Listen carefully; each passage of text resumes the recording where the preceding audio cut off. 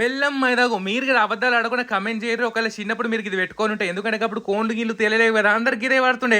మా అమ్మ మీ అందరిని ఒకరోజు పాత రోజులకు తీసుకుపోదామని చెప్పేసి మళ్ళీ ఇది చూపిస్తుంది అన్నట్టు. చాలా అంటే చాలా ఈజీ. మధ్యలో ఒక గిన్నె పెట్టుకొని, గిన్నె చుట్టూ బెల్లం వేసుకొని, పైన ఇంకొక గిన్నె పెట్టుకొని మొత్తం మన నీళ్ళు పోసుకొని పొయ్యి మీద ఆవిరికి పెట్టుకోవాలన్నట్టు.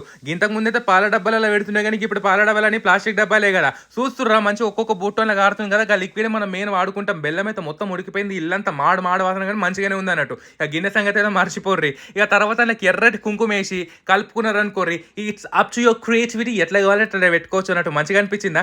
అరే ఇంతకు మర్చిపోయినా, మీరు వరలక్ష్మి వ్రతానికి షాపింగ్ గీపింగ్ అయిపోయిందా? మా అమ్మ అయితే ఇన్స్టాగ్రామ్లో తెగ షాపింగ్ చేసేస్తుంది. శ్వేత ఫ్యాషన్స్ అని ఇంకో ఇన్స్టాగ్రామ్ పేజ్ నుంచి అయితే ఈ పట్టు చీర ఆర్డర్ పెట్టుకుంది వరలక్ష్మి వ్రతానికి.